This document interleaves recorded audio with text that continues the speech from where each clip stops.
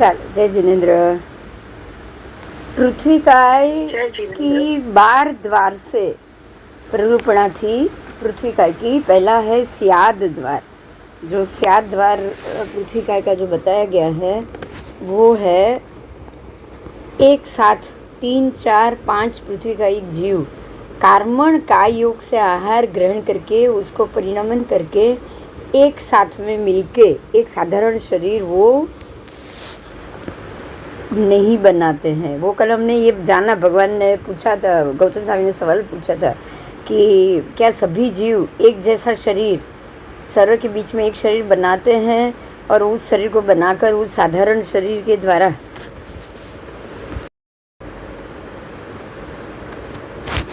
तो 2, 3, 4, 5 ऐसे पृथ्वी का एक जीव कार्मण काय योग से आहार ग्रहण करते हुए उसको परिणमन करते हैं और एक साथ में मिलकर एक साधारण शरीर की रचना करते हैं। ऐसा नहीं होता है। गौतम स्वामी ने सवाल किया था, परमात्मा ने मना किया था क्योंकि पृथ्वी का एक जीव पृथक पृथक आहार करने वाले और परिणमन करने वाले होते हैं।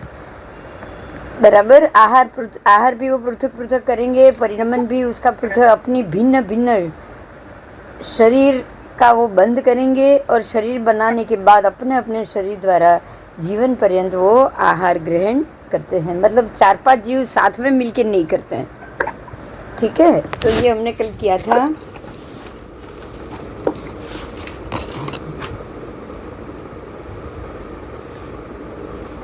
उसके बाद लेशिया द्वार। तो पृथ्वी का एक जीवों में कितनी लेशिया होती है? तो 4 लेशिया होती है, कृष्ण लेशिया, नील लेशिया, कापोत लेशिया और तेजो लेशिया। इसीलिए 4 लेशिया होने के कारण देव सीधे पृथ्वी का में जन्म लेंगे। देव 3 लेशिया में नहीं जाएंगे। देवों की 4 लेशिया होती है, वो 3 लेशिया में होने के 4 में आएंगे फिर वापस 3 में जाएंगे, लेकिन सीधे 3 में वो नहीं जाते।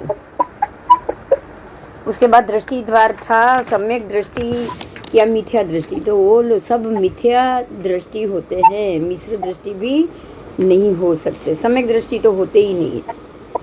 ये भी हमने कल किया था। फिर ज्ञान द्वार। तो जीव ज्ञानी है या अज्ञानी? तो सीधी बात है नेचुरली कि वो अज्ञानी ही होते हैं, उनको ज्ञान नहीं होता है। योग द्वार मन योग, वचन योग, काय योग। पृथ्वी का एक जीव काय योगी ही होते हैं, मन योग और वचन योग उनको नहीं होता है। फिर उपयोग द्वार। तो पृथ्वी का एक जीव साकार उपयोगी, अनाकार उपयोगी दोनों होते हैं। वो साकार उपयोगी भी होते हैं और अनाकार उपयोगी भी होते हैं। कीमाहार। तो पृथ्वी का एक जीव का आहार क्या होता है? अनंत द्रव्य से अनंत प्रदेशी द्रव्य का आहार करते हैं पृथ्वी का एक जीव, और सर्व आत्म प्रदेशों से भी वो आहार ग्रहण करते हैं। बराबर। आओ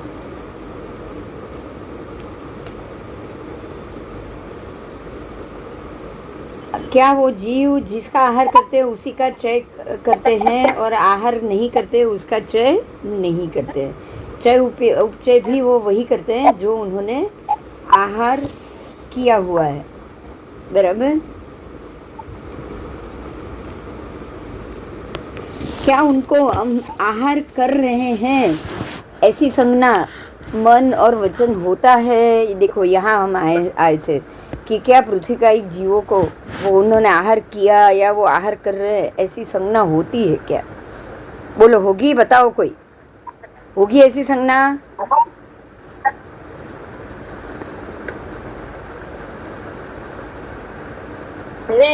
नहीं। क्यों? લોકો આહાર થોડી કરે છે। नहीं, उनको मन ही नहीं होता है ना। આહાર मन योग।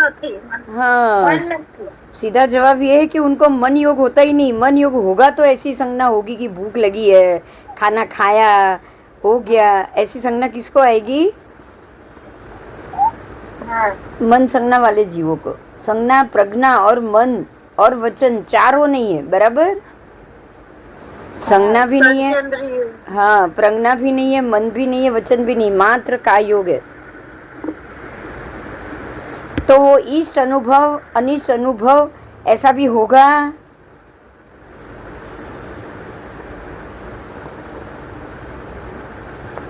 नहीं होगा, लेकिन फिर भी वेदन वो जरूर करते हैं।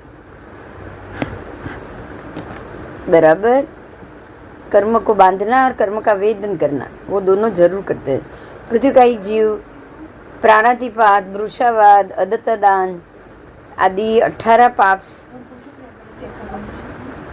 ના એક મિનિટ વાત થઈ ગઈ સવારના એને ખબર જ નથી, શિવાળ આવીને કરીને ગયો, આપણને ખબર નથી.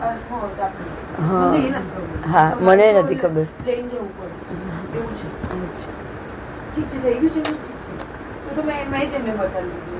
હા શું क्या पृथ्वी का एक जीव प्राणातिपात, मूर्छावाद, अदत्तदान आदि 18 पाप स्थानकों के व्यापार में तत्पर होते हैं?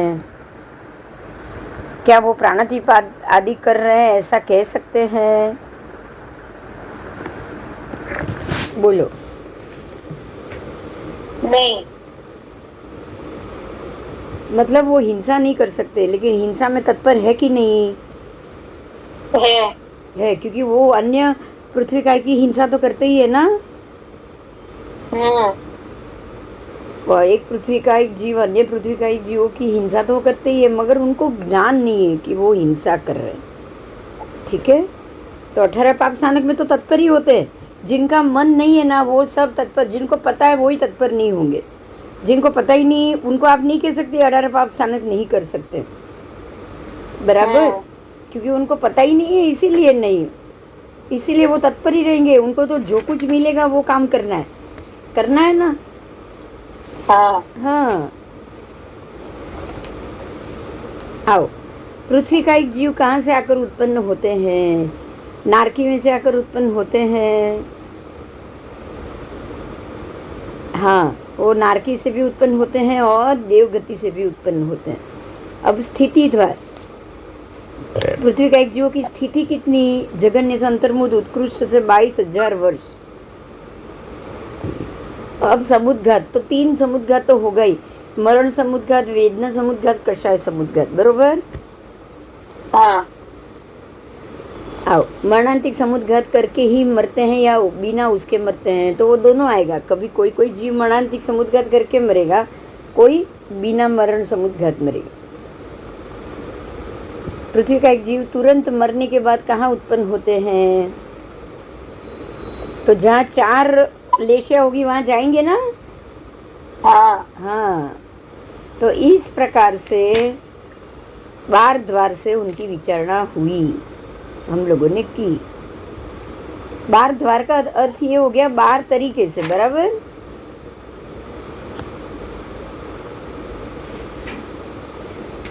आओ, 2, 4 या 5, 2, 3, 4, 5 पृथ्वी का एक जीव साथ में उत्पन्न होने योग्य साधारण शरीर नाम कर्मना बंद करता है और उसके बाद उत्पत्ति के समय एक साथ में आहार करते हैं और एक साथ में आहार का परिणमन करते हैं, एक साथ में शरीर का निर्माण करते हैं. क्या ये संभव है? बोलो. हाँ. ना, पहले ही आ गया कल से कि भगवान ने बोला है कि सब पृथक पृथक करते हैं, एक साथ कुछ नहीं करते हो. हाँ, बराबर. एक साथ कुछ नहीं करते. सब जीव पृथक पृथक कार्य करते हैं, अलग अलग अपनी अपनी कर्म के हिसाब से. बस इसी तरह से पृथ्वी कायिक में जाना, उसी प्रकार से अपकाय में भी आएगा. बराबर. अपकाय में भी जीव स्वतंत्र है. 4-5 उतने जीव एक साथ में साधारण नाम कर्म बनाते नहीं है. ऐसे ही तेऊ काय भी नहीं बनाएंगे, अग्नि काय के जीव भी ऐसा नहीं बनाएंगे. बराबर. वायु काय के जीव को 4 समुद्घात होते हैं, बस उतना समझना है. वायु काय में भी बाकी के बाद बार द्वार ऐसे ही आएंगे, लेकिन जब समुद्घात की बात आएगी तब ऐसा आएगा कि वायु काय के जीवों को 4 समुद्घात होते हैं. कितने? 3 नहीं, 4. वैकड़ी समुद्घात भी होता है ना. हाँ, इसीलिए. अब वनस्पति कायिक जीव की बात करी है. वनस्पति कायिक जीव 3, 4, 5 आदि वनस्पति का एक जीवो भी एक साथ में मिलकर एक साधारण शरीर बांधते हैं ना। समझ में आ गया? हाँ। कोई भी ऐसा साधारण शरीर 4-5 जीव मिलके नहीं बांधेंगे।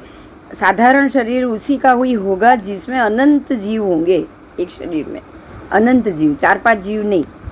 ठीक है?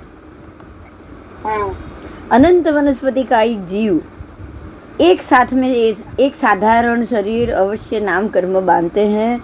उसके बाद उत्पत्ति के समय में अनंत जीव एक साथ में आहार करते हैं। अनंत जीव एक साथ में आहार करेंगे, एक साथ में एक शरीर बनाएंगे और वो शरीर होगा साधारण, साधारण नाम कर्म शरीर। बराबर?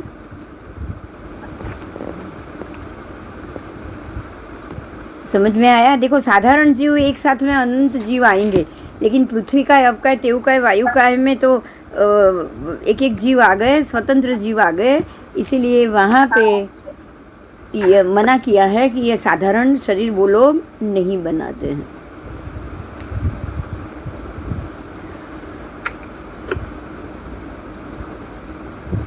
आओ, वायुकाय की बात की है तो जगन्य से अंतर्मुहूर्त और उत्कृष्ट से 3000 वर्ष।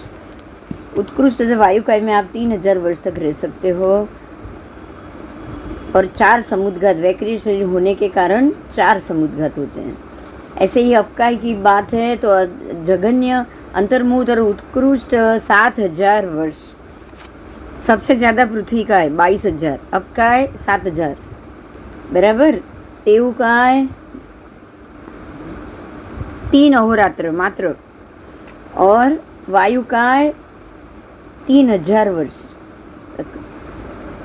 अब वनस्पति काय की बात की है, उसमें तो 2 भेद अपने आप होते हैं, प्रत्येक शरीर और साधारण शरीर। तो प्रत्येक नाम कर्म का जिनको उदय होगा उनका पृथक पृथक शरीर ही बांधेंगे, ये याद रखना। वो कभी भी एक साथ में शरीर नहीं बांध सकते। साधारण शरीरी जीवों को ही साधारण का उदय होता है, तो वो 2-3 से मिलके असंख्यात जीव तक इकट्ठे होंगे। असंख्यात भी नहीं आएंगे, अनंत जीव ही आएंगे, असंख्यात भी नहीं। अनंत जीव साथ में मिलकर एक शरीर बांधेंगे। समझ में आ गया अभी आपको?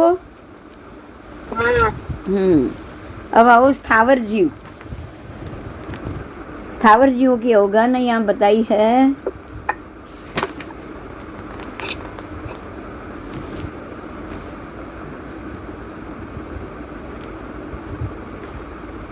सर्व से थोड़ी अपर्याप्त सूक्ष्म निगोद की जघन्य अवगाहना, वो सबसे थोड़ी है, अपर्याप्त और सूक्ष्म निगोद।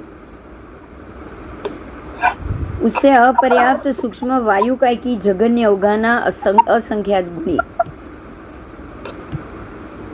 वो असंख्यात गुणी होती है। उसके बाद अपर्याप्त सूक्ष्म अग्नि काय, उससे भी असंख्यात। अपर्याप्त सूक्ष्म अपकाय, उससे भी असंख्यात। और सूक्ष्म पृथ्वी काय की जघन्य अवगाहना, उससे भी असंख्यात गुणी होगी। उत्तरोत्तर क्रम से सूक्ष्म निगोद से वायु काय बड़ा, वायु काय से अग्नि काय बड़ा, अग्नि काय से अपकाय बड़ा, और अपकाय से पृथ्वी काय बड़ा।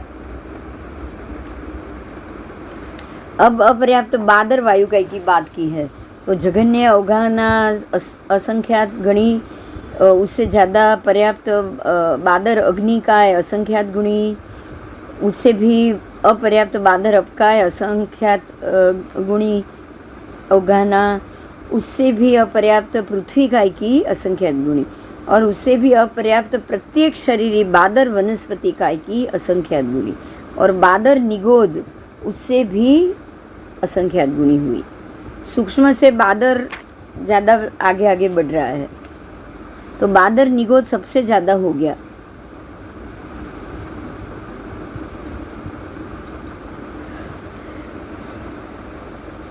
अब पर्याप्त सूक्ष्म निगोद की बात की है, उसकी जघन्य असंख्यात, उससे ज़्यादा पर्याप्त अपर्याप्त सूक्ष्म निगोद, उससे भी ज़्यादा, और पर्याप्त सूक्ष्म निगोद की उत्कृष्ट अवगाहना उससे भी ज़्यादा है।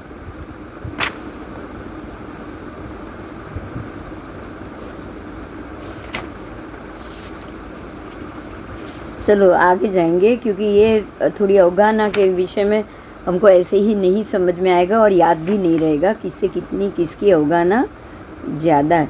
पर सर्व से सूक्ष्म और सूक्ष्मतर अवगाहना किसकी है? अपकाय की। प्रभु कह रहे हैं कि हे गौतम, अपकाय सर्व से सूक्ष्म और सूक्ष्मतर होता है। पृथ्वी का अपकाय में कौन से जीव निकाय सर्व से सूक्ष्म और सूक्ष्मतर होता है? तो अपकाय में सर्व से सूक्ष्म और सूक्ष्मतर होता है। पृथ्वी के आदि पांचों स्थावर में पृथ्वी से पानी ज़्यादा सूक्ष्म, पानी से अग्नि सूक्ष्म, अग्नि से वायु सूक्ष्म और वायु से वनस्पति का सर्व से ज़्यादा सूक्ष्म मिलेंगे।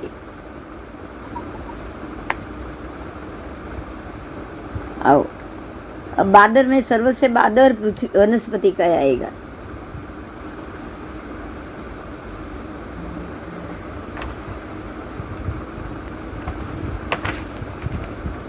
शरीर की विशालता बताई है। पृथ्वी का एक जीव का शरीर कितना बड़ा होता है। अनंत सूक्ष्म वनस्पति का एक जीवों के जितने शरीर होते हैं उतना ही एक सूक्ष्म वायु का एक शरीर मिलेगा।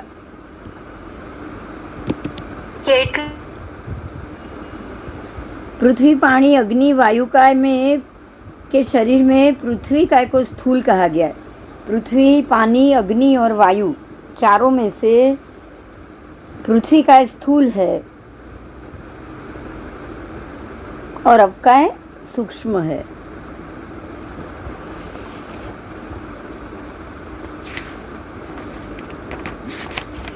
स्थावर जीवों की यहाँ पीड़ा बताई है।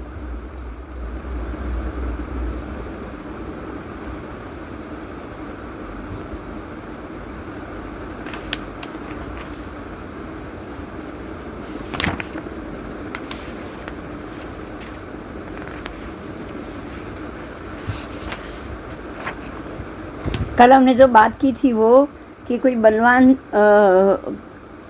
शरीरी पुरुष के मस्तक पर दोनों मुट्ठी से अगर कोई ऐसा कोई किसी वृद्ध के माथे पे पीड़ा करेंगे तो वो वृद्ध अत्यंत अनिष्ट पीड़ा का अनुभव करता है। वैसी ही पीड़ा ये सारे पृथ्वी का एक जीवों को होती है।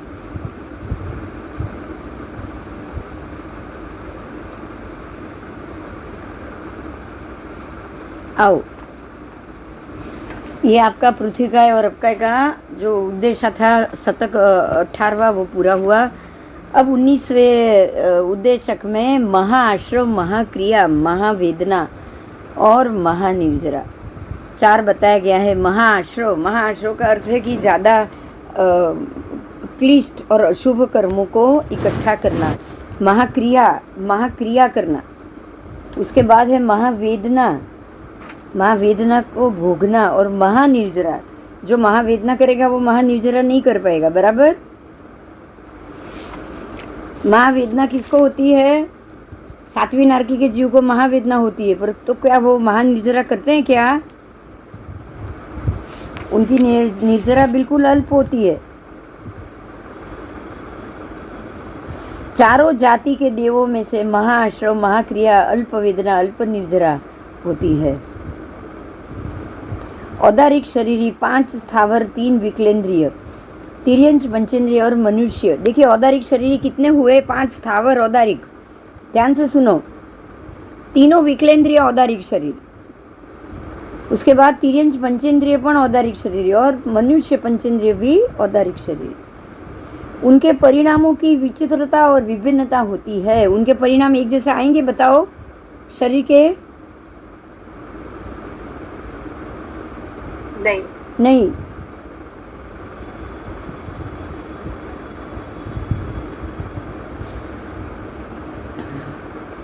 उन जीवों को नारकी की तरह एकांत दुख की प्रधानता हो या देवों की तरह अनुकूलता की ही प्रधानता हो, ऐसा होता नहीं।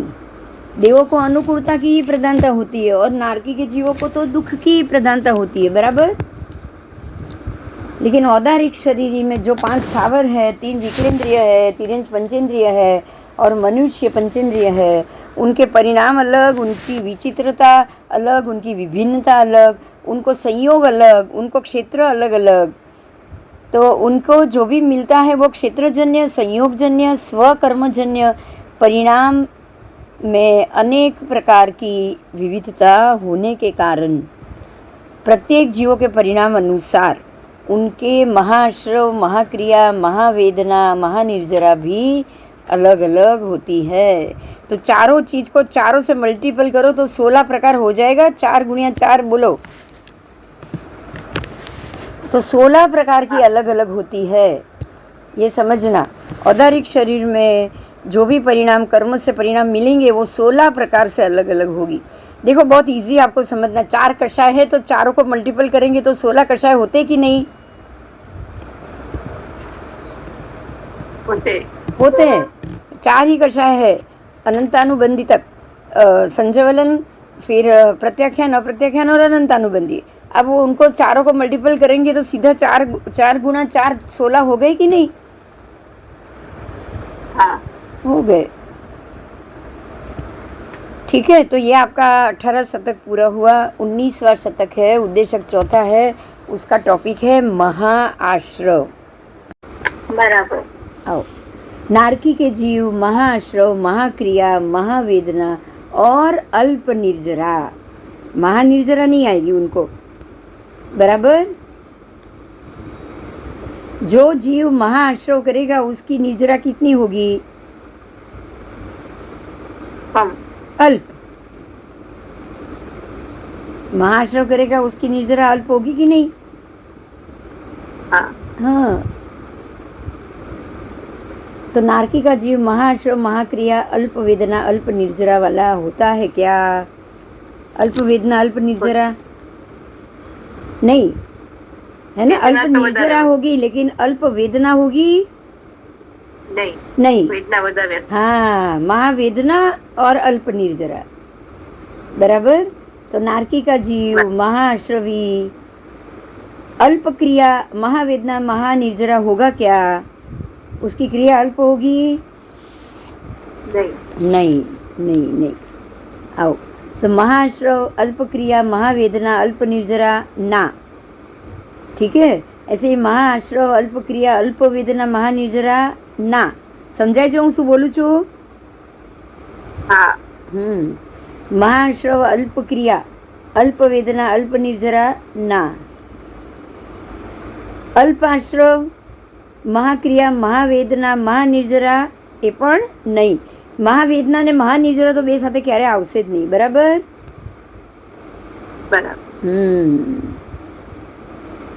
आओ, तो नारकी के जीवों को क्या होता है? महाश्रव, महावेदना, महाक्रिया और अल्प निर्जरा, बराबर। इस प्रकार से 16 भांगे हुए। कितने हुए? ये 16 भांगे हुए। तो नारकी में महाश्रव, महाक्रिया, महावेदना, अल्प निर्जरा, ये दूसरा भांगा होता है। दूसरा भांगा उनको प्राप्त होता है क्योंकि नारकी में अविरति के परिणाम होते हैं, उनको व्रत तो होता ही नहीं। अविरति के परिणाम होने के कारण कर्मबंध अधिक होता है, बराबर। कर्मबंध अधिक होता है, इसलिए वो आश्रव वाले होते हैं। काई की आदि क्रिया भी उनको अधिक होती है क्योंकि वो अपने शरीर से ही दूसरे नरक के जीवों को शरीर से ही पीड़ा पहुंचाते हैं। नहीं पहुंचाना चाहते हैं, लेकिन कुंभी में लाखों नरक के जीव पड़े हो तो भी क्या करेंगे बताओ? एक का शरीर दूसरे को पीड़ा देगा ना। और असाता वेदनीय का तीव्र उदय होता है। असाता वेदनीय का उदय नारकी के जीवों को तीव्र होता है, इसीलिए वो महावेदना वाले होते। और उन जीवों को अविरति के परिणाम होने के कारण निर्जरा भी अति अल्प होगी। अब भवनपति देवों की बात देखिए। नारकी समझ में આવી ગયું? हाँ। तो હવે ભવનપતિ દેવોની વાત કરીશ। ભવનપતિ દેવો में क्या होता है? असुर कुमार, भवनपति आदि असुर कुमार देव महाश्रवी कैसे होते हैं? वो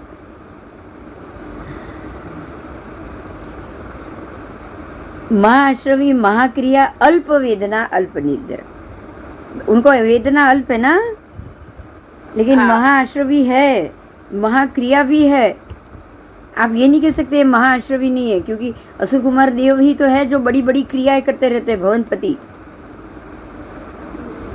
असुर कुमार, सुपर्ण कुमार, नाग कुमार देव, जो धमाल कौन करते हैं, यही करते हैं ना, 20 भवनपति ना। हाँ। हाँ, वो ही करते हैं। तो महाक्रिया तो हो ही गया उनका, महाक्रिया हो गई तो महा आश्रव भी हो गया ना। हाँ। हाँ, मगर वेदना उनको कम है, अल्प वेदना है। तो अल्प वेदना है तो अपने आप निर्जरा भी कैसी होगी, अल्प।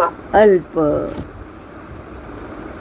तो देवगति में जाके क्या आप ज्यादा लेकर आओगे, बताओ। चलो, असुर कुमार बनोगे तो क्या ज्यादा लेकर आओगे, आश्रव ज्यादा लेकर। हाँ, महाआश्रव हो जाओ, आश्रवी हो जाओगे आप। महाक्रिया, महाआश्रवी चाहिए क्या देवगति, नहीं। नहीं, महाक्रिया भी ज्यादा और महाआश्रवी भी ज्यादा। देवगति में जाके करना क्या है, इतने सालों तक रहोगे, जियोगे तो। अविरति की भाव परंपरा नहीं है यहाँ पे, अविरति है यहाँ, वीरति भाव है ही नहीं, इसलिए महाआश्रव भी है और महाक्रिया भी होती है। अच्छा, पुण्योदय के कारण आशातना अशाता वेदना भी मिलेगी नहीं, पुण्य भी ज़्यादा है तो अशाता वेदना होगी नहीं, तो दूसरों को ही अशाता पहुंचाना उनको ज़्यादा मजा आएगा, क्योंकि उनको दुख मिलेगा नहीं। तो दुख कम मिलेगा, अशाता कम होगी तो अल्प वेदना अल्प हो गई, और निर्जरा तो हुई नहीं होगी। ऐसे इनको निर्जरा होगी क्या, नहीं, नहीं होगी, बराबर। तो ये देव समझ में આવી ગયું દેવગતિમાં। हाँ। હા, હવે 5 સ્થાવરની વાત કરીશ। 5 સ્થાवर, पृथ्वी का, अप का, तेव का, वायु का, वनस्पति का, 5 स्थावर की बात की है अभी। तो 5 पृथ्वी का एक जीव, स्थावर में से पृथ्वी का एक जीव कैसे होंगे, महाआश्रवी होंगे कि नहीं, होंगे। होंगे। महाक्रिया वाले, वो भी होंगे। वो भी होंगे। महावेदना वाले, हाँ। और महानिर्जरा वाले, नहीं।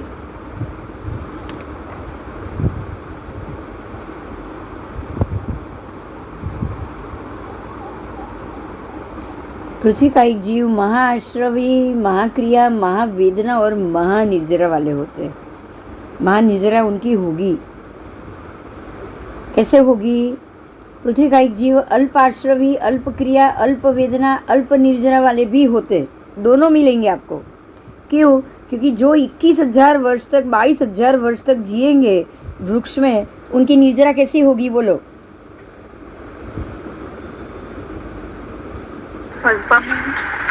अकाम निर्जरा से। अकाम निर्जरा, पर महानिर्जरा तो होगी ना। हाँ। महानिर्जरा होगी ना। देखो, आपको ये समझना है, मरुदेवा माता ने केल के भव में ही सारा उनकी निर्जरा कर दी, कर्मों की करी कि नहीं करी। तो आगे बढ़े, नहीं तो हाँ, केवी रीते आवे। हाँ, तो पृथ्वी कायिक में तो आपको जो जीव अब लंबी आयु वाले होंगे उनको महानिर्जरा होगी, जो कम आयु वाले होंगे उनको अल्प निर्जरा होगी, सीधी बात है, बराबर। तो पृथ्वी कायिक में दोनों जीव मिलेंगे, अल्पाश्रवी, अल्प क्रिया वाले, अल्प वेदना वाले, अल्प निर्जरा वाले भी होंगे। इसी प्रकार से मनुष्य में भी बिल्कुल ऐसे ही होंगे। फिर वाणव्यंतर, ज्योतिषी और वैमानिक का कथन असुर कुमार की तरह जानना है। वो तो वाणव्यंतर, ज्योतिषी और वैमानिक वो भी असुर कुमार की तरह ही होंगे कि भाई महाश्रवी, महा क्रिया, बराबर, और अल्प वेदना, अल्प निर्जरा, बराबर। हाँ,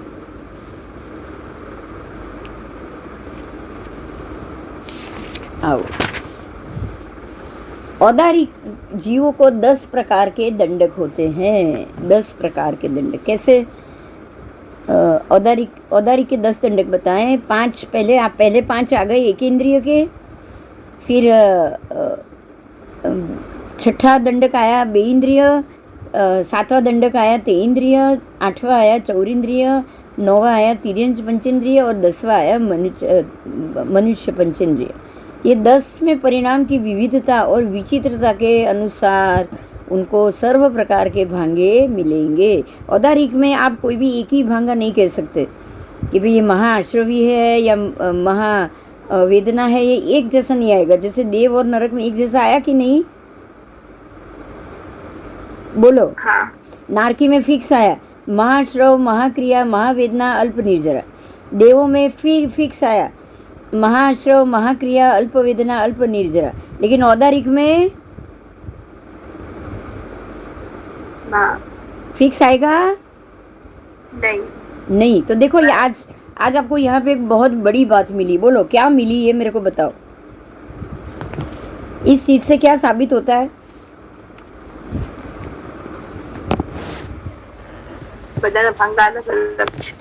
बधाना भांगा अलग नहीं, अमुकना तो फिक्स જ भांगा છે औदारिक सिवाय।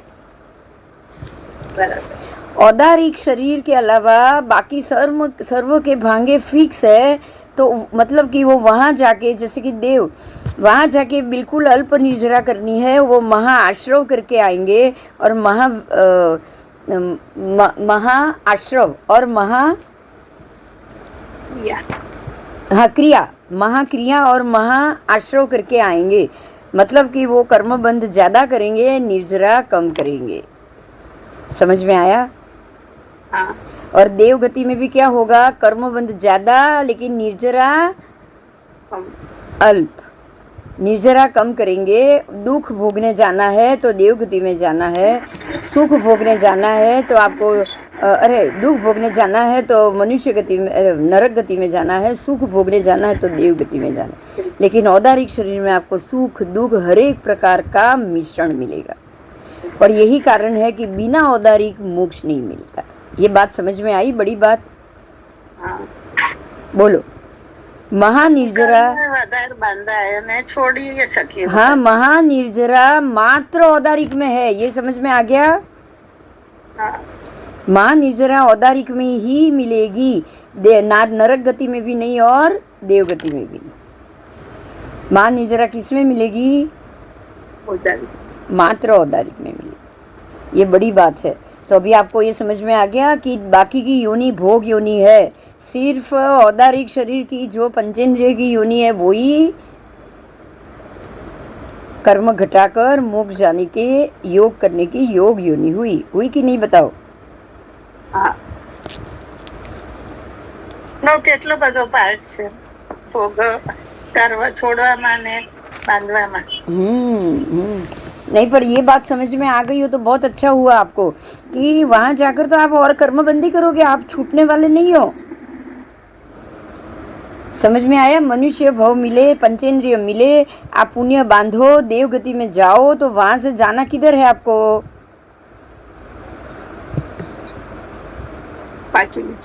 हाँ, पाछू नीचे जवान।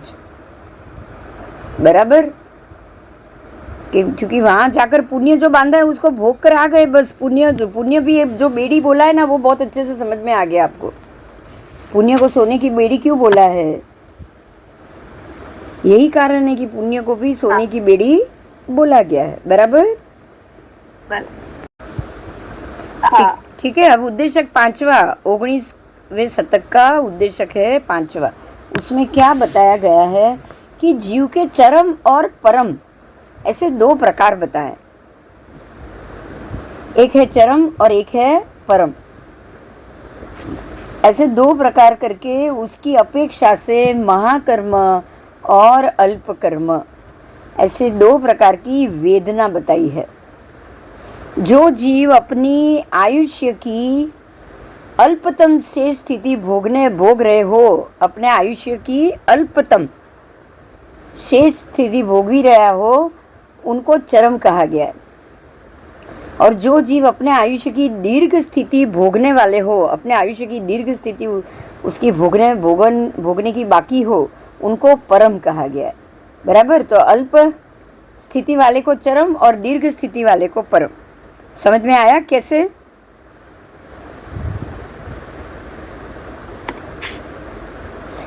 પરમ ભગવાન ચરમ સિદ્ધમાં જવાના હોય એ લોકો ચરમ કહેવાય ને. હવે આગળ હજી આપણે વાંચીએ પછી આપણે ડિસાइड કરીએ, बराबर. अच्छा परम नारकी की अपेक्षा से, परम नारकी के जीवों की अपेक्षा से चरम नारकी, देखो ये हर में आएगा, खाली सिद्ध में ऐसा नहीं. उसी માટે जो આવે છે नारकी में भी क्या, આવે ને नरक गति में भी क्या हुआ कि चरम और परम दोनों मिलेंगे. तो जो चरम नारकी के जीव है वो अल्पकर्मी, अल्प क्रिया, अल्प आश्रव और अल्प वेदना का अनुभव करते हैं, क्योंकि अब उनका वहां से बाहर निकलने का समय आ गया है. देखो कैसे है, कैसे देखा है. देखो नरक में गए जीव, अब अगर कोई जीव नरक में गया है और अभी उसको समझो कि 22 सागरोपम आयु भोगना बाकी है, तो वो परम कहा जाएगा. कैसा कहा जाएगा? क्योंकि हाँ परम, क्योंकि उसको तो अभी बहुत सारी वेदना भोगनी बाकी है उस जीव को, बराबर. और जो अभी कुछ समय में बाहर निकलने वाला है 22 सागरोपम से, अभी थोड़े ही समय में वो बाहर निकलने वाला है. मतलब क्या हुआ कि इसने तो अब ये चरम समय है उसका, अंतिम समय. चरम का अर्थ आएगा अंतिम, चरम का मतलब है अंतिम. तो अब उसका अंतिम समय है, मतलब उसने बहुत सारी पीड़ा भोग ली है. तो दोनों की स्थिति में फर्क होगा कि नहीं? हाँ, दोनों की एक स्थिति नहीं आएगी. तो जो परम है वो अभी उसको पीड़ा भोगनी बाकी है बहुत सारी, और जो चरम है वो उसने बहुत सारा कर्म भोग लिया. तो अब वो अपने आप अल्पकर्मी, अल्प क्रिया, अल्प आश्रवी और अल्प वेदना वाला हो गया. बराबर. तो चरम नारकी की अपेक्षा से परम नारकी महाकर्मी, महाक्रिया वाला, महाश्रवी और महावेदना वाला हो गया, क्योंकि उसको दीर्घ आयुष्य, उसका दीर्घ आयुष्य अशुभ वाले अशुभ कर्म भोगने के बाकी है. बराबर. इसी प्रकार से पांचों स्थावर, तीनों विकलेंद्रिय, तिर्यंच पंचेंद्रिय और मनुष्य का कथन भी बिल्कुल ऐसे होगा. बराबर. ऐसे ही देव में तो परम देव और चरम देव. तो जो परम देव की अपेक्षा से चरम देव, अब जो देव चरम है, जिसको देव गति से अभी बाहर निकलने का समय आ गया है, तो चरम देव महाकर्मी, महाक्रिया, महाश्रवी और महावेदना का अनुभव करते हैं, क्योंकि उनके देव आयुष्य के सारे शुभ कर्म भोग लिया. अब वो आत्मा कैसा अनुभव करेगा बोलो? जिसने देव गति में पूरा सुख भोग लिया, पुण्य खत्म कर लिया, अब वहां से वो बाहर निकल रहा है, तो अब वो महाकर्मी हो गया कि नहीं? हाँ. महाक्रिया, महाकर्मी, महाश्रवी, महावेदना का अनुभव करेगा. अब उसे उल्टा लो कि जो चरम देवी, जो चरम है, जो परम है, परम देव, चरम तो खत्म कर रहा है, परम में गया, उसके पास अभी भी पुण्य ज्यादा है. बराबर. क्योंकि उसको देवायुष्य भोगना बाकी है उसका. तो उससे उल्टा होगा, जो परम होगा वो चरम देवों की अपेक्षा से अल्पकर्मी, अल्प क्रिया का वेदन करने वाला होगा, क्योंकि दीर्घ आयु, देवायु का भोगवटा उसको करना अभी बाकी है. इसीलिए शुभ कर्मों को ही उसको भोगना है, अशुभ कर्म तो अल्प ही होते हैं. इस प्रकार से वो शुभ कर्मी ज्यादा कहा जाएगा. बराबर. तो बराबर ऐसे ही हमको मनुष्य और तिर्यंच के भी मानने हैं. अब वेदना की बात की, वेदना के भी दो प्रकार है. ये आपको, अब महावेदना, अल्प वेदना की बात है. निदा वेदना और अनिदा, निदा वेदना, अनिदा वेदना, ये दो प्रकार के उसके नाम है. जो वेदना वेदन समझ पूर्वक हो, मतलब व्यक्त रूप पे हो, वो हो गई निदा वेदना. मतलब आप उसका निदान कर रहे हो, आप उसको खत्म कर रहे हो. रोग का निदान हो जाए तो रोग खत्म होगा कि नहीं? बोलो. होगा. तो आप समझ पूर्वक किसी वेदना का वेदन करो, समझ पूर्वक. भाई तकलीफ तो बहुत है, मीड़ा पीड़ा मिल रही है, लेकिन मेरे कर्म खत्म हो रहे हैं, मुझे किसी को दोष नहीं देना है, ये समझ पूर्वक हुआ. हाँ. तो वो निदा वेदना. और जो वेदना अज्ञान दशा में हो, मतलब अज्ञान दशा मतलब ये आपको पता ही नहीं है कि आप कर्म भोग रहे हो और आपको समझ ही नहीं है, अज्ञान दशा में समझ ही नहीं है, ठीक है। आप दूसरों को की गलती मान के उसको आप वो वेदना को आप भोग रहे हो, वेदना का वेदन कर रहे हो, तो उसका अव्यक्त रूप में हो रही है, ये अज्ञान दशा में हो रही है, उसका नाम हुआ अनिदा वेदना। बराबर,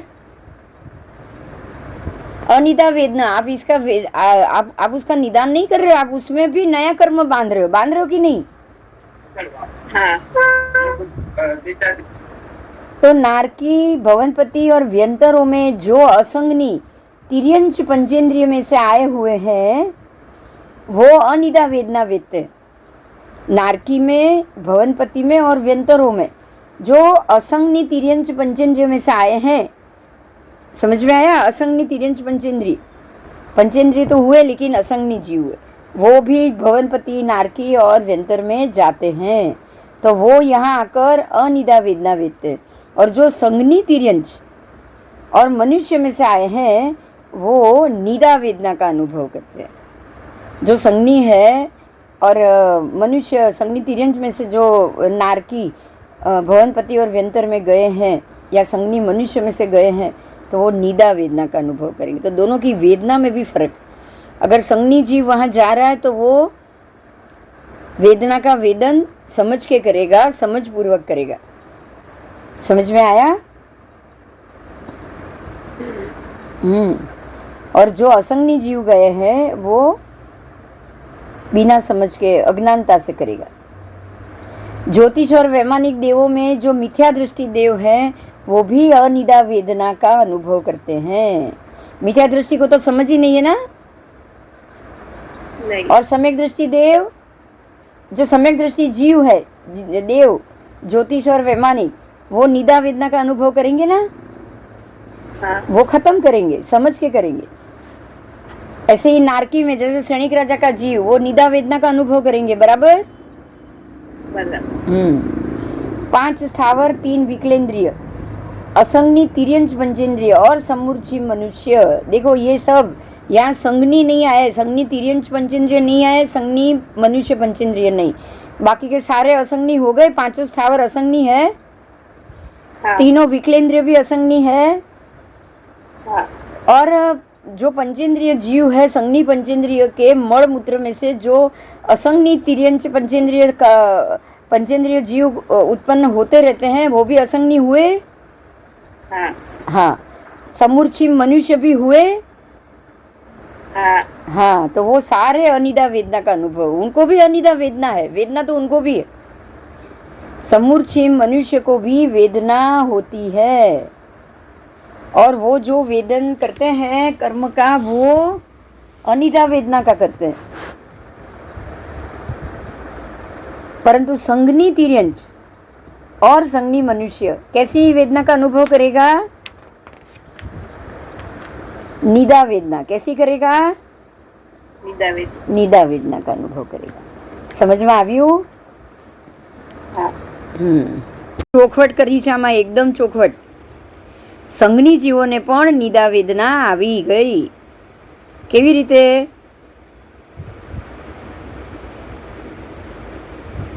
માત્ર સંઘની જીવ, સમ્યક દ્રષ્ટિ નથી કીધા।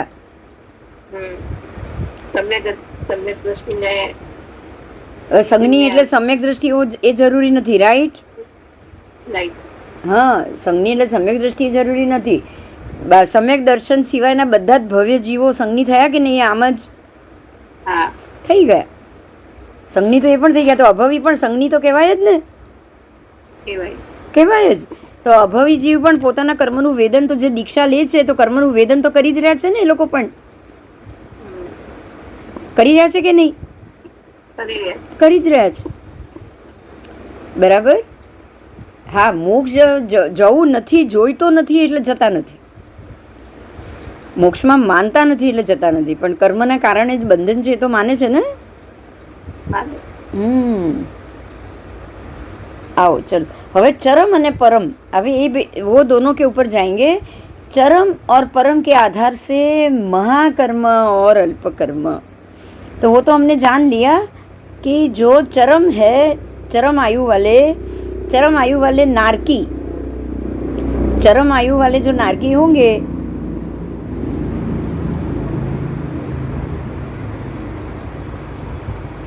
वो अल्पकर्मी अल्पक्रिया वाले हो गए, बराबर।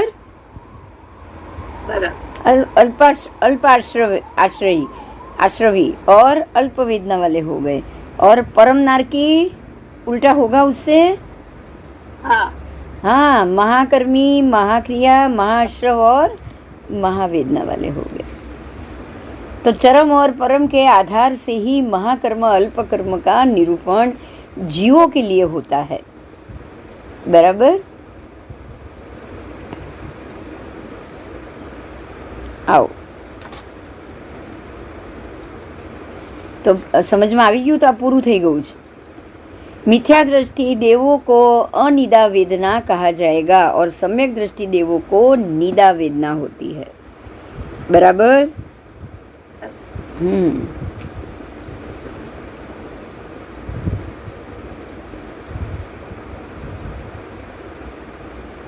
आओ,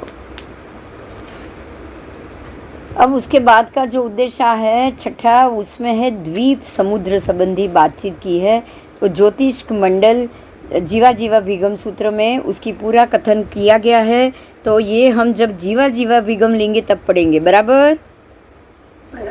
अभी तो करने का मतलब नहीं है ना बीच में। असंख्य तीर्था लोक में असंख्य द्वीप समुद्र, उसमें अति मध्य में जम्बू द्वीप, बराबर। और उसको परिवेष्टित मतलब उसको चूड़ी के आकार से डबल परिमाण वाले समुद्र और द्वीप उसके पीछे पीछे लगे हुए हैं।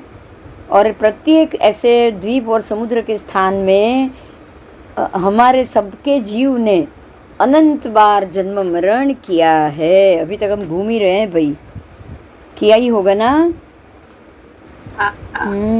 घूम ही रहे हैं अभी तक। तो भगवान करे आगे रास्ता मिले, बराबर। आओ, अभी भवन की बात है। भवन पति और भवन, भवन का मतलब क्या? आवास। भवन का मतलब क्या होगा? आवास। तो असुर कुमार, भवनपति में असुर कुमार, ऐसे आपको 20 प्रकार के भवनपति, आगे आपको 10 प्रकार के, तो हर एक के 2-2 इंद्र, तो 20 इंद्र हो गए और 10 प्रकार के भवनपति आपको मिलेंगे।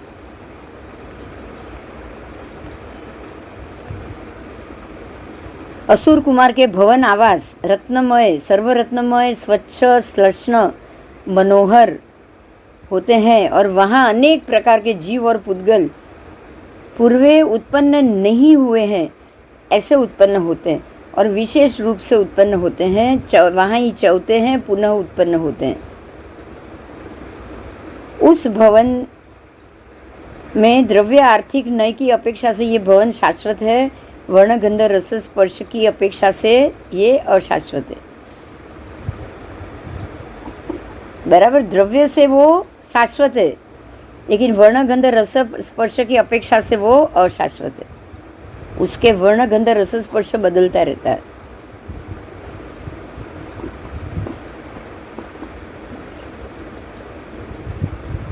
तो भवन इससे बने हुए हैं। समझ में आया भवन कैसे बने हुए हैं?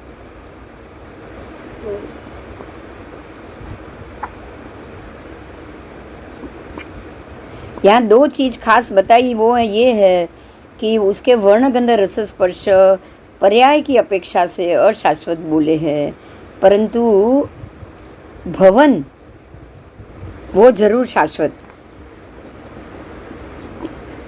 पर वहाँ जो जीव उत्पन्न होते हैं, जीव, तो जीव के वर्ण गंध रस स्पर्श अलग अलग होते हैं, बराबर।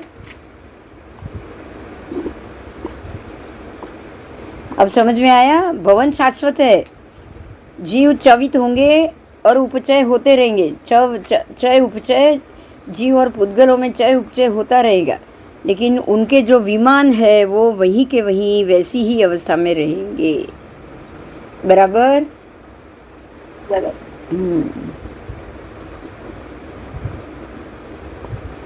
आओ। अब उसके बाद 8वां उद्देश्य है, उसमें भी कुछ आपको नए शब्द मिलेंगे, वो है निवृत्ति। निष्पत्ति, उत्पत्ति अथवा रचना, उसको निवृत्ति कहा जाता है। निवृत्ति किसको कहा जाएगा? रचना। आप अगर कोई रचना कर रहे हो तो वो निवृत्ति हुई। आप अगर निष्पत्ति कर रहे हो, उत्पत्ति कर रहे हो, तो वो भी निवृत्ति हुई। जीव की एकेंद्रिय आदि रूपे निष्पत्ति होना, उत्पत्ति होना, जीव हमारे अंदर पंचेंद्रिय शरीर में जो जीव उत्पन्न हुआ तो वो जीव की निवृत्ति हुई। क्या हुआ? रचना हुई। निवृत्ति हुई या उत्पत्ति हुई या फिर निष्पत्ति हुई। तीनों एक ही शब्द है, तीनों का अर्थ। राग द्वेष के निमित्त से कार्मण वर्गणा की कर्म रूप में निष्पत्ति होती है। देखो, कार्मण वर्गणा तो ठस ठस के हवा में भरी हुई है, अपने आप वो कभी भी कर्म नहीं बनेगा। समझ में आया? सिंपल लेकिन बहुत अच्छी समझने वाली बात है। कार्बन वर्गना ठस ठस के भरी है। मैंने खाना खाया तो मैंने उसमें से कर्म को खींचा और अपने अंदर भरा, ये हुआ सामान्य गणित। लेकिन आज खाना अच्छा नहीं हुआ है, आज मुझे लोट खाना था वो नहीं मिला, आज मुझे खींचिया खाना था वो नहीं मिला, वो क्या हुआ? बोलो। राग और द्वेष के निमित्त से ये क्या बना? कर्म का बंध। हाँ, कार्मण वर्गणा का कर्म के रूप में निष्पत्ति हुई या उत्पत्ति हुई। कर्म की उत्पत्ति हुई। क्या हुआ? क्या उत्पत्ति? तो खाना खाना वो सादी क्रिया है, लेकिन अच्छा खाना नहीं है या बुरा खाना है, या बुरा मुझे अच्छा खाना चाहिए, वो राग आपका आ गया, खाने पे राग या फिर खाने पे द्वेष। उसने क्या कर दिया? सीधे जो कर्म किया था उसका बंद कर दिया। बराबर बराबर बराबर। तो 8 प्रकार के कर्म और 8 प्रकार के कर्म का चढ़ना वो मात्र राग और द्वेष के निमित्त से और कार्मण वर्गणा को खींच कर लेने से होता है। समझ में आ गया? हाँ, तो ये तो सारे दंडक के जीव करेंगे कि नहीं? बोलो। करेंगे। 24 के 24 दंडक वाले जीव करेंगे ये क्रिया। हाँ। सारे के सारे, फिर वो एकेंद्रिय वाले हो या स्थावर जीव हो, क्योंकि उनको तो ज्यादा आहार चाहिए। वो ज्यादा 6 के 6 दिशा में से वो आहार लेकर खींचेंगे और खाएंगे और पिएंगे और अपना निर्वाह करेंगे। तो वो निर्वाह में मुझे उनको तो लगेगा ना कि ये नहीं मिला, ये अच्छा है, इसको मैं आज संभाल के रखूँ तो कल भी खाऊंगा तो मिल जाएगा। ऐसा होगा कि नहीं? बोलो। होगा। हाँ, ऐसा होगा।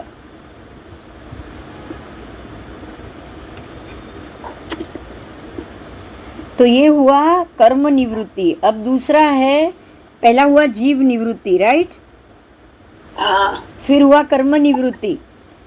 तो 8 प्रकार की कर्म के 8 भेद, 8 भेद राग द्वेष के कारण ही चढ़ते हैं। उसके बाद आया शरीर निवृत्ति। क्या आया? शरीर निवृत्ति। आहार के जो पुद्गल आपने लिया है, अब उसका चय उपचय तो करोगे ही ना, उसके बगैर तो चलेगा नहीं। हाँ। चय उपचय करने के लिए ही तो चाहिए आपको, शरीर को टिकाने के लिए ही चाहिए कि ऐसे ही चाहिए? बोलो। शरीर को टिकाने के लिए चाहिए। तो जीव निवृत्ति ने बना दिया है एकेंद्रिय का शरीर। अब उसको टिकाने के लिए वो आहार लेगा तो उसका चय उपचय भी करेगा, तो वो हो गया शरीर निवृत्ति। बराबर। तो पहले हुआ जीव निवृत्ति, उसके बाद हुआ जीव ने जन्म ले लिया इसलिए वो कर्म भी बांधेगा। निगोद के अनंत जीव भी एक ही शरीर में बैठे होंगे, फिर भी उनको शरीर से पहले वो क्या बांधेंगे? कर्म। 8 प्रकार के कर्म। तो कर्म निवृत्ति करेंगे। उसके बाद वो जीव अगर साधारण में से बाहर निकल के बादर में जा रहा है, बादर एकेंद्रिय से लेकर औदारिक शरीर या वैक्रिय शरीर तक, पंचेंद्रिय तक, अगर वो कहीं भी अपने जीव निवृत्ति लेकर जन्म ले रहा है तो वहाँ जाकर भी वो शरीर निवृत्ति अवश्य करेगा ना? करेगा। औदारिक शरीर निवृत्ति करेगा। वैक्रिय वाला वैक्रिय शरीर बनाएगा, आहारक वाला आहारक बनाएगा, तेजस वाला तेजस बनाएगा और कार्बन वाला कार्बन बनाएगा। तो शरीर निवृत्ति के 5 भेद हो गए। हाँ हो गए। अब आई इंद्रिय निवृत्ति। एक इंद्रिय अगर बांधोगे तो एक इंद्रिय निवृत्ति, बे इंद्रिय बांधोगे तो बे इंद्रिय का शरीर निवृत्ति, ते इंद्रिय बांधोगे तो ते इंद्रिय, चौर इंद्रिय बांधोगे चौर, पंचेंद्रिय बांधोगे पंचेंद्रिय। उसमें भी संगनी पंचेंद्रिय बांधोगे तो मनोयोग आ गया। हाँ, तो वो मनोयोग आ गया तो फिर बोलने की बात आएगी, भाषा, वचन योग। वचन योग मतलब भाषा निवृत्ति। समझ में आ रहा है? मन निवृत्ति। अगर संगनी बांध रहे हो तो मन बांधना पड़ेगा कि नहीं? बांधना पड़ेगा। फिर भाषा निवृत्ति, वचन योग आएगा तो भाई पढ़ना है, लिखना है, समझना है, शब्द का प्रयोग करना है, बोलना है, तो भाषा निवृत्ति आ गई। हाँ। तो मनोनिवृत्ति और भाषा निवृत्ति। देखो समझ में आ रहा है हम लोग क्या करते हैं, कैसे कैसे बांधते हैं? समझ में आ रहा है? हाँ। जीव कर्मबंध कैसे करता है?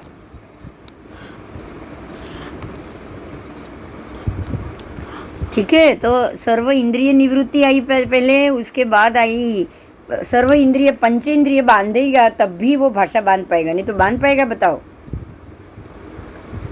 नहीं। और पंचेंद्रिय बनने के बाद भाषा, पहले मन इंद्रिय बांधेगा ना, मन निवृत्ति। हाँ। मनोनिवृत्ति करेगा, फिर वो भाषा निवृत्ति करेगा।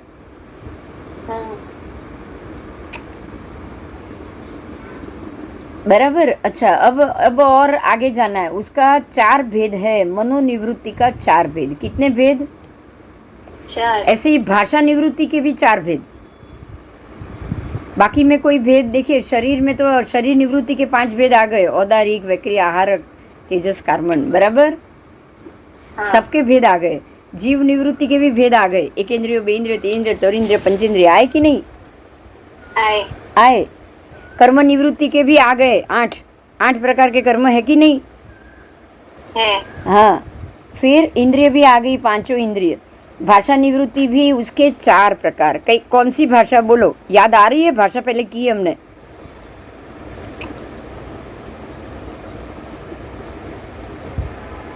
चार, सत्य भाषा, असत्य भाषा, मिश्र। हाँ, मिश्र, सत्यामृषा, सत्य असत्य दोनों मिश्र।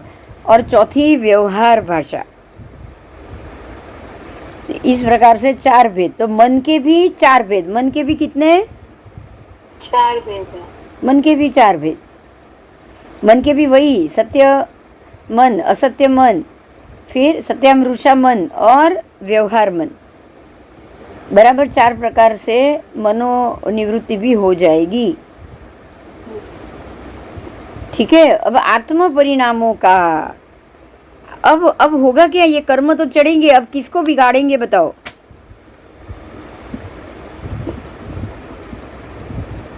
बताओ। इसमें से एक भी चीज आत्मा की अपनी है? ये बोलो। नहीं। मजे की बात है कि इसमें से एक भी चीज आत्मा की अपनी नहीं है। इसमें से हर चीज छोड़ना चाहे तो आत्मा छोड़ सकता है। छोड़ सकता है कि नहीं? छोड़ सकता है। छोड़ सकता है। अगर कर्म ही नहीं बांधे, कर्म निवृत्ति पहले थी, कर्म निवृत्ति से ही, कर्म से ही निवृत्त हो जाए तो एक भी निवृत्ति बांधने की जरूरत है? नहीं। बोलो। राग द्वेष से भी निवृत्त हो जाए तो अपने आप कर्म निवृत्ति हो गई। हाँ। अब समझ में आ रहा है कि 7वें गुण स्थानक को क्रॉस करोगे तो सबसे पहले क्या मिलेगा?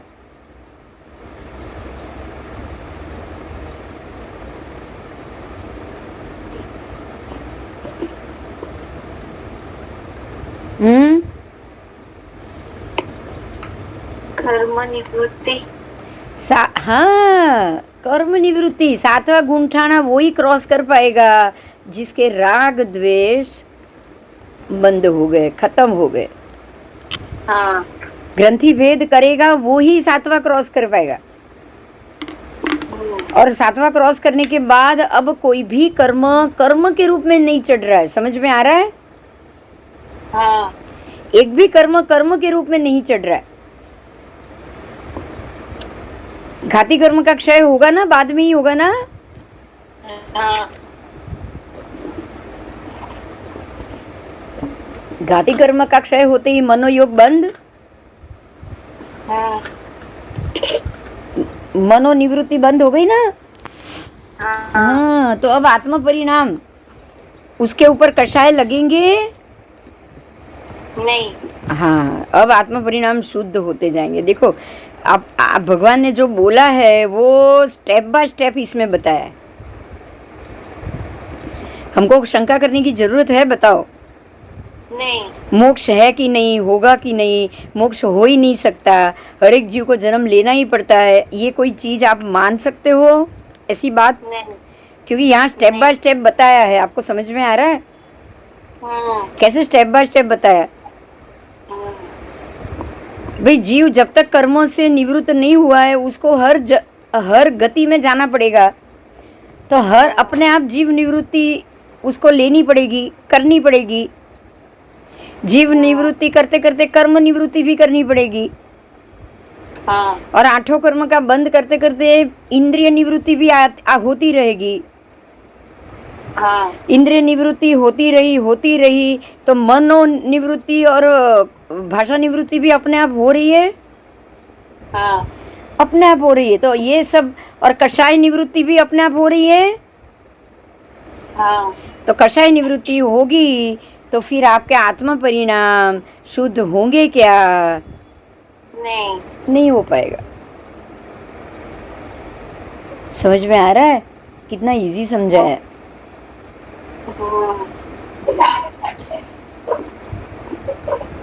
बराबर। तो आत्म परिणामों का क्रोधादि रूप में परिणत होना, क्रोध का उत्पन्न होना, क्रोध, मान, माया, लोभ, ऐसे 4 भेद से कषाय उत्पन्न होते हैं।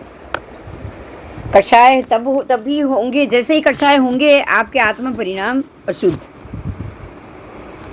और जैसे ही आत्म परिणाम को शुद्ध करना है, सबसे पहले आपको कहाँ से हटाना पड़ेगा?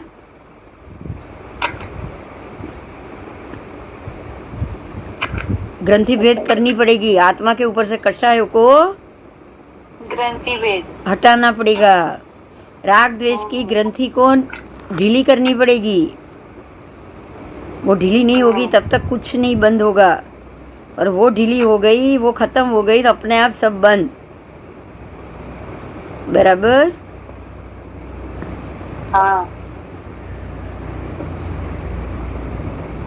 आओ, तो ये हो गए जीव के। जीव अब पुद्गल धारण कर रहा है, शरीर भी तो कर रहा है ना। हाँ। तो वर्ण निवृत्ति, गंध निवृत्ति, रस निवृत्ति, स्पर्श निवृत्ति आई। हाँ। और 6 प्रकार के संस्थान और संग्रहण भी आए। हाँ। तो संस्थान निवृत्ति और संग्रहण निवृत्ति सब कुछ आएगा ना। हाँ। आएगा। तो ये हुए जीव के प्रकार। जीव के भी 5 प्रकार के संस्थान बताए। ऐसे ही अजीव के भी 5 प्रकार के संस्थान। बराबर?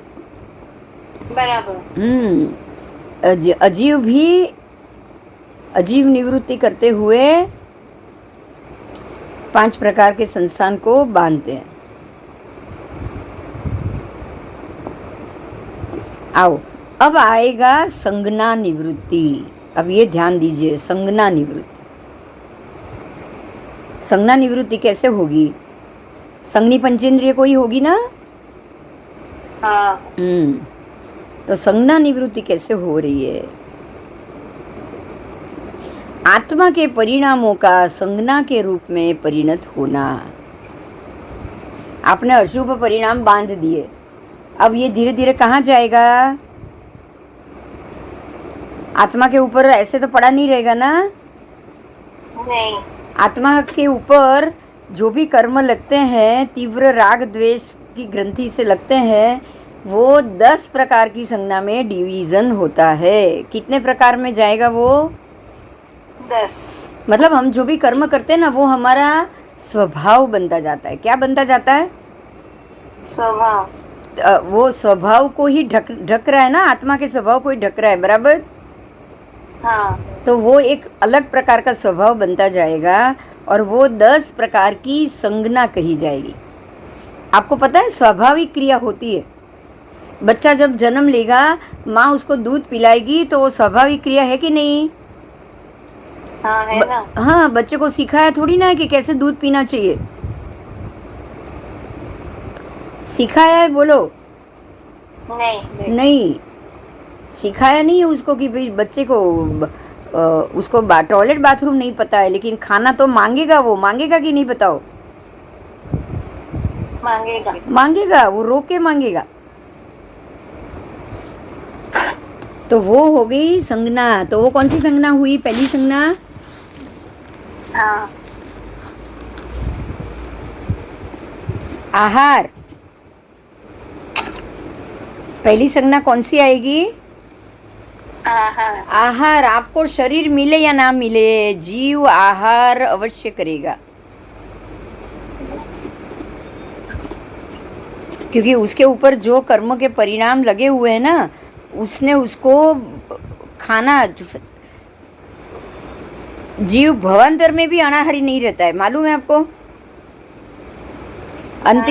अंतिम आहार लेके निकलेगा और दूसरे तीसरे चौथे समय में ही, 4 समय में तो वो आहार ले लेगा। 4 समय तक वो भूखा नहीं रहता है। समय मतलब 4 समय मतलब आंख का पलकरा बंद करो, असंख्य समय निकल गया। तो जीव कितनी देर भूखा रहा, सोचो।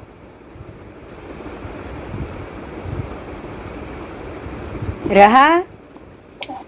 हाँ। तो आज आपको समझना है आहार संज्ञा, भय संज्ञा, मैथुन संज्ञा, परिग्रह संज्ञा, ये 4 चीज तो जीव के अंदर आती है ना। अपने आप आ गई? अपने आप आई, या आत्मा के जो भी परिणाम लगते रहते हैं, आत्मा के ऊपर स्वभाव बनता जाता है, तो वो आत्म परिणामों को ही संज्ञा के रूप में परिवर्तन हुआ। समझ में आ रहा है? आप ज्यादा पढ़ोगे, पढ़ के आगे जाओगे, तो अगले जन्म में वही ज्ञान आपके आत्म परिणाम के रूप में आपके साथ आएगा ना? तो उसको कौन सी संज्ञा कहोगे, बताओ?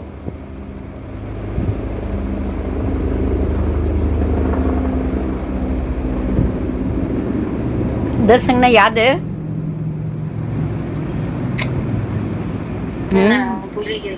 आहार संज्ञा, भय संज्ञा, मैथुन संज्ञा, परिग्रह संज्ञा, ये 4। उसके बाद क्रोध संज्ञा, माया संज्ञा, मान संज्ञा, लोभ संज्ञा, ये 8।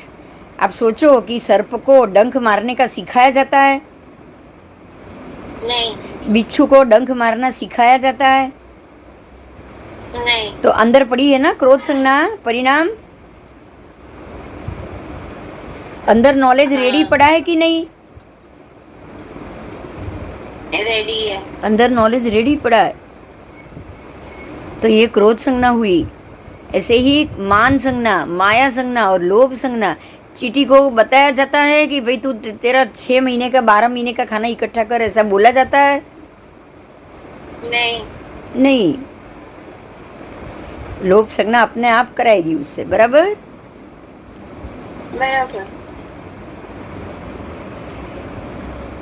उसके बाद आती है सामान्य संज्ञा, ओग संज्ञा।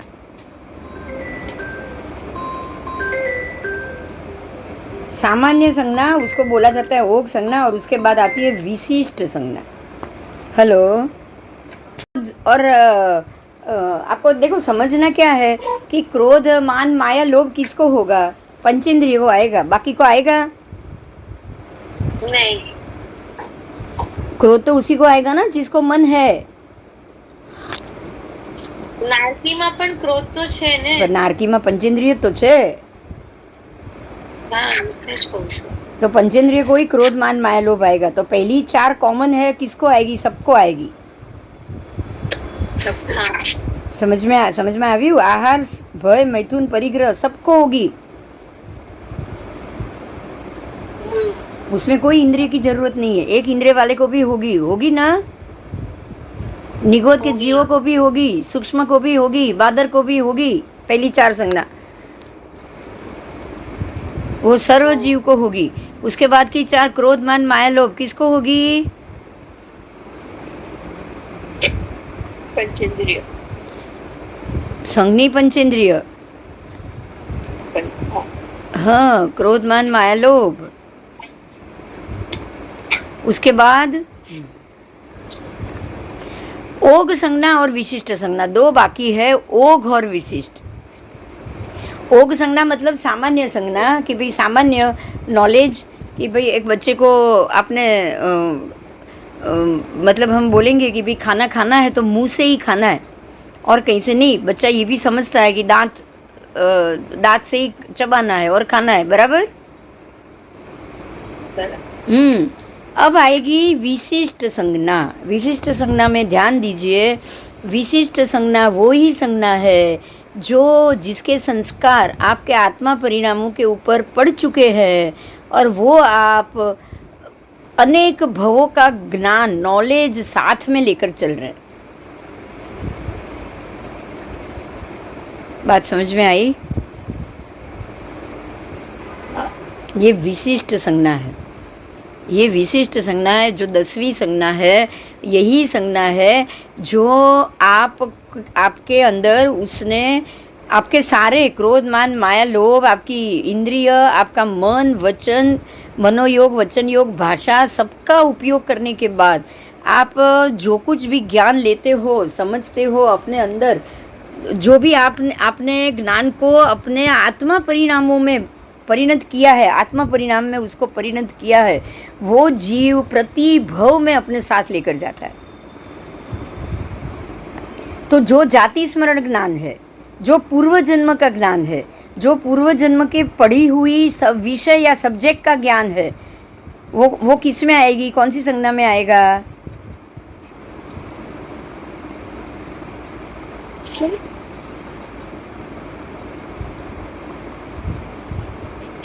तो जाति स्मरण। हाँ, जाति स्मरण वो कौन सी संज्ञा में आएगा? ये तो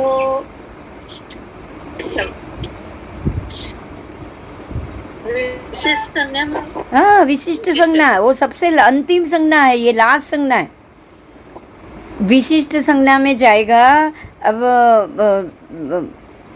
आदिनाथ भगवान को शेरडी के रस का पाना कराना श्रेयांश कुमार ने पूर्व जन्म के कारण समझा ना? जाति स्मरण ज्ञान से जाना ना? हाँ, कि पारणा किससे होता है, कौन से आहार से पारणा किया जाता है, वो भोग का तो नॉलेज था नहीं उनको। नहीं, वो भोग में तो पहला उपवास ही परमात्मा ने खुद ने किया है, पहले किसी ने उपवास ही नहीं किया था। तो जो चीज आपके रूढ़िगत में ना आए, जो आपके दिमाग के किसी अंदर कोने में वो जो ज्ञान पड़ा हुआ हो और वो ज्ञान ऐसा लगे कि ये ज्ञान आप ये जन्म में तो पढ़े ही नहीं हो, सीखे ही नहीं हो। 6 साल का 8 साल का बच्चा कंप्यूटर में भी वो मास्टर बनता है, कैसे बनेगा? आप समझ सकते हो ये बात? बन पाएगा क्या? नहीं। ये फिर बाकी हम देखते हैं आज जो महात्मा होते कि नहीं, 500 क्वेश्चन और उसके जवाब देते हैं शतावधानी। हाँ, वो कैसे बनेंगे सोचो आप?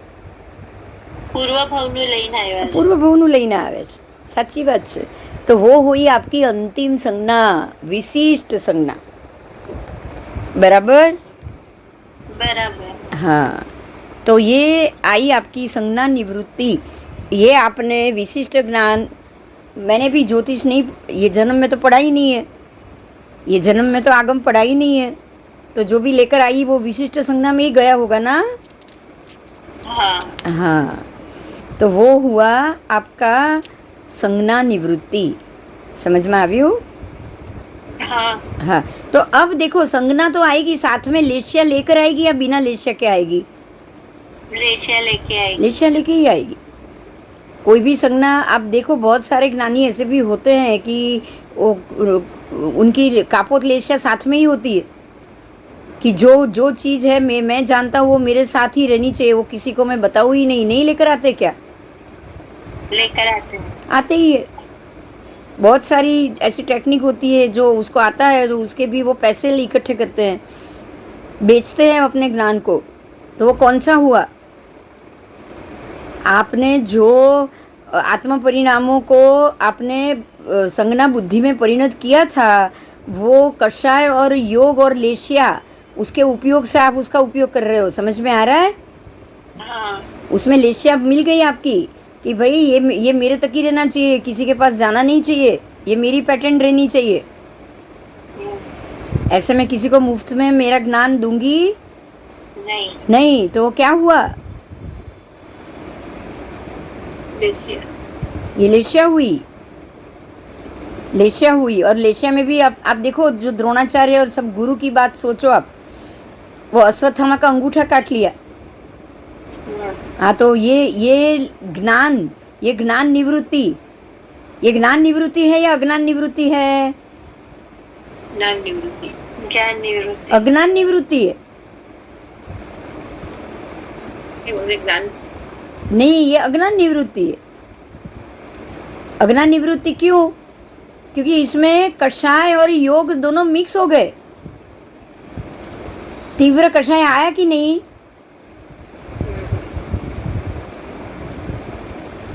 बोलो।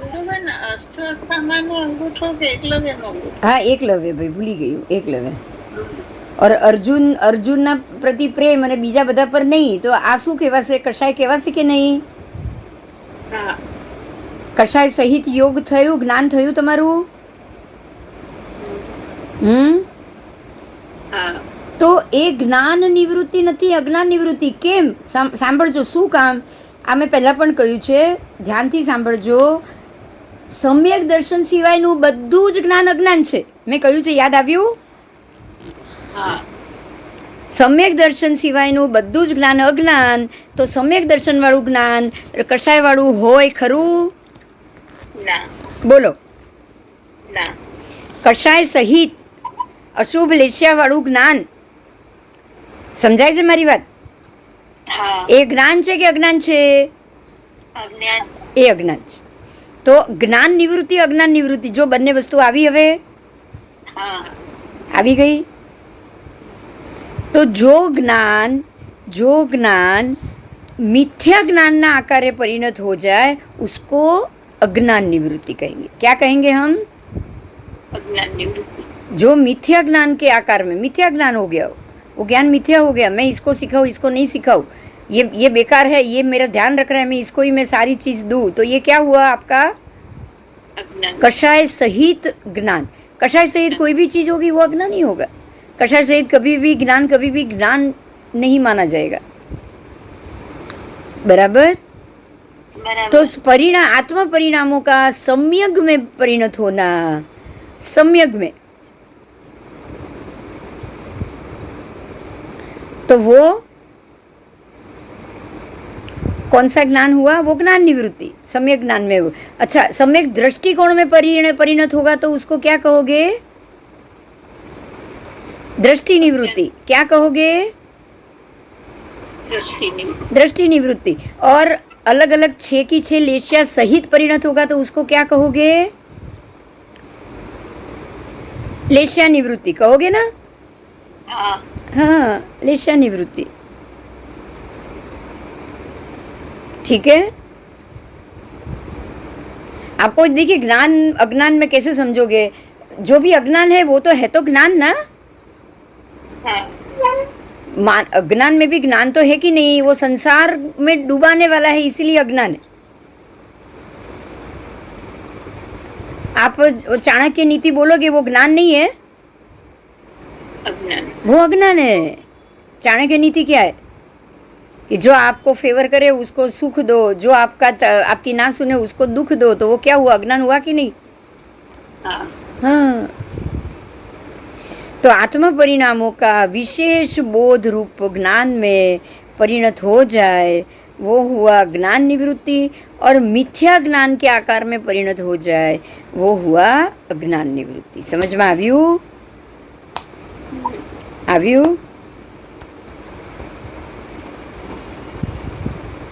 आओ, ठीक है। तो ज्ञान निवृत्ति भी करी आपने, संज्ञा निवृत्ति भी की, लेशा निवृत्ति भी की। अब आएगी योग निवृत्ति। तो मनोयोग, वचन योग, का योग आएगा 3 भेद से। हाँ, तो इस प्रकार से ज्ञान दर्शन रूप चैतन्य शक्ति का व्यापार हम क्या कर रहे हैं? हमारी जो भी आत्मा की जो शक्ति है उसका व्यापार कर रहे हैं कि नहीं? बोलो। हाँ।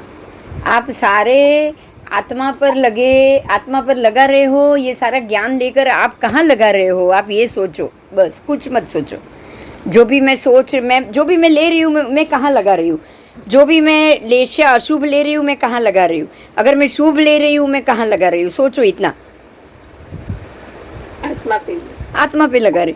जो भी मैं विशिष्ट ज्ञान ले रही हूँ, विशिष्ट ज्ञान सम्यक ज्ञान हो गया, तो वो मैं कहाँ लगा रही हूँ?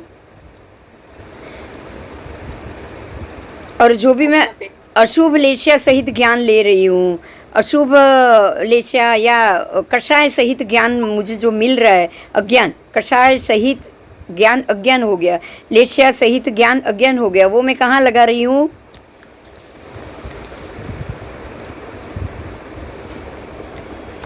आत्मा पे ही लगा रही हूँ ना।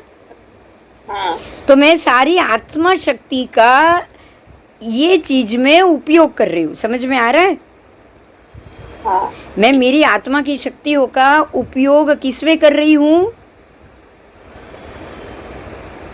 कषाय में, संसार को बढ़ाने में।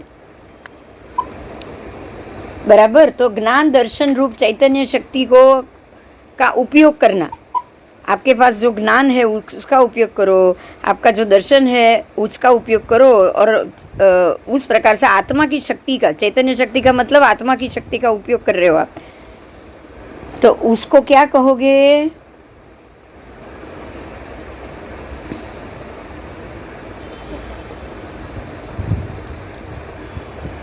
बोलो।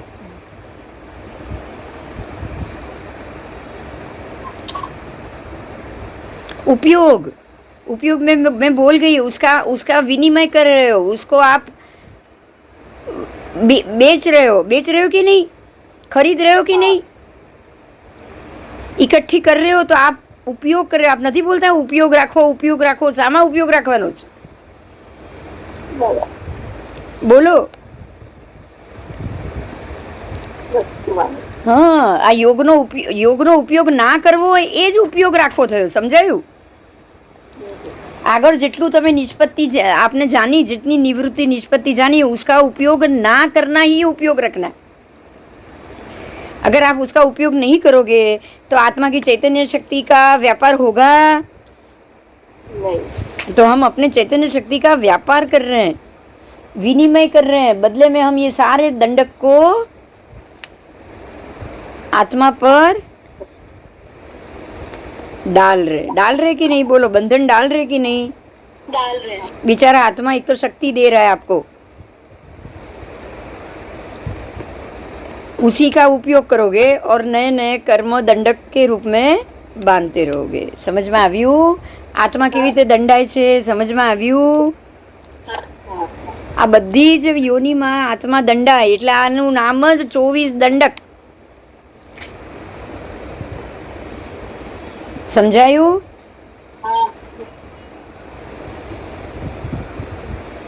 तो 24 दंडक में जीवों में यथा योग्य 19 प्रकार की निवृत्ति होती है।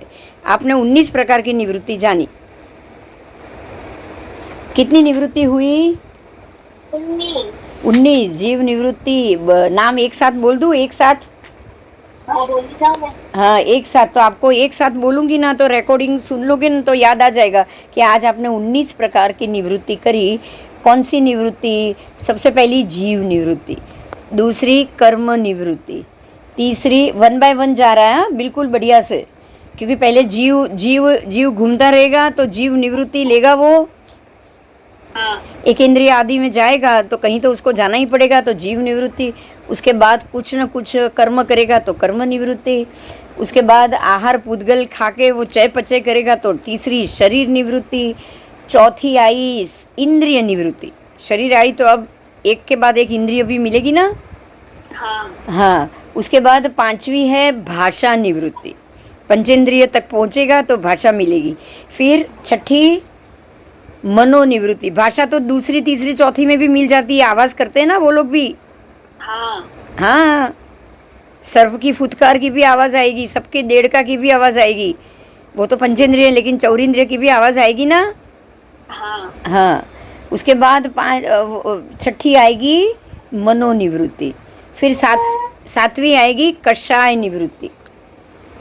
चारों कषाय लगते जाएंगे। उसके बाद आठवीं है वर्ण निवृत्ति।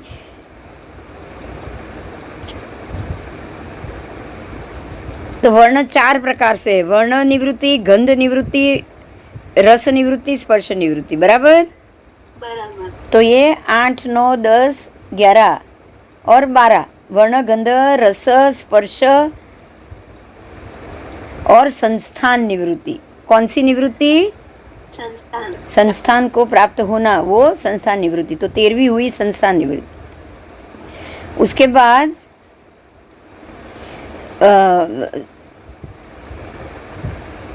संस्थान तो निवृत्ति आई, लेकिन उससे पहले संघयन निवृत्ति। संघयन भी आएगा ना। हाँ हाँ, अब आई 13वीं निवृत्ति संज्ञा निवृत्ति। तो जो भी आपने 10 प्रकार की संज्ञा देखी वो। फिर 14वीं आएगी लेश्या निवृत्ति, वो भी 6 प्रकार से।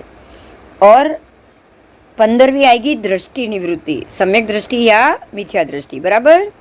बराबर। उसके बाद 16वीं आएगी ज्ञान निवृत्ति। जो भी शुभ ज्ञान है वो शुभ ज्ञान, 5 ज्ञान और 3 अज्ञान जो संसार बढ़ाते हैं वो है 17वीं अज्ञान निवृत्ति। बराबर। हाँ मिथ्या ज्ञान हो गया, या मिथ्या दृष्टि वाला जीव मिथ्या ही ज्ञान करेगा, वो शुभ ज्ञान कभी नहीं कर पाएगा। उसके बाद आई 18वीं योग निवृत्ति।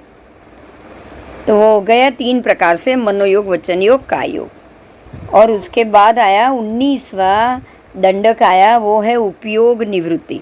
तो ये 19 प्रकार की निवृत्ति 24 दंडक के सभी जीवों को प्राप्त होती है। बराबर। बराबर। बोलो, कोई प्रश्न? समझમાં આવી ગયું? हाँ સરસ સમજાઈ ગયું ને? મજા આવી ગઈ આજે? हाँ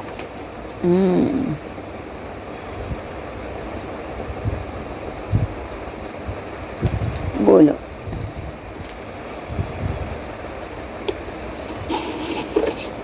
બેન હજી આટલું જ આપીએ. હા, બસ આટલું જ. મને ખબર છે, હું બંધ જ કરી દઈશ. બરાબર. 5:15 બંધ જ કરી દેવાનું. હવે 3:45 સુધી ચાલુ કરવાનું, પછી બંધ. હા, પતાવો. ચલો. હા બેન. જય જિનેન્દ્ર. સાતામાં રહેજો બધા. જય જિનેન્દ્ર બેન. જય જય.